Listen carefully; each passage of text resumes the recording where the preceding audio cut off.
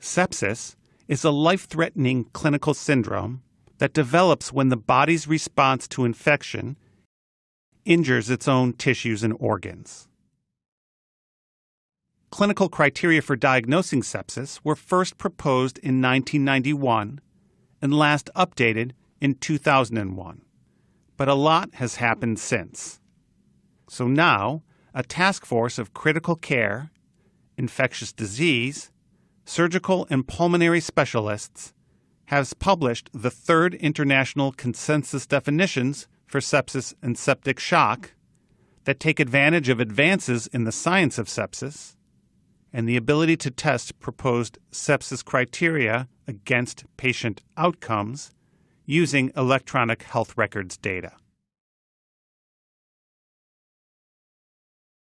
The group defines sepsis as life-threatening organ dysfunction caused by a dysregulated host response to infection.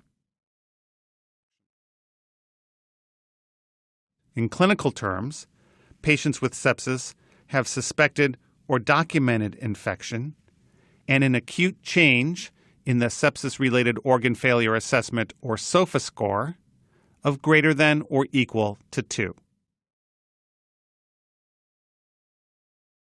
The group recommends use of a bedside score, the Quick SOFA or Q SOFA score, comprising an increased respiratory rate, alterations in cognition, and low blood pressure, to identify patients outside critical care settings with suspected infection likely to have poor outcomes typical of sepsis.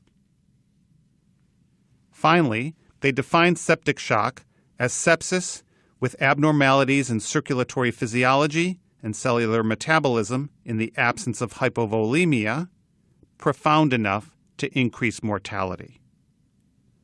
The authors acknowledge that there is no reference standard for diagnosing sepsis,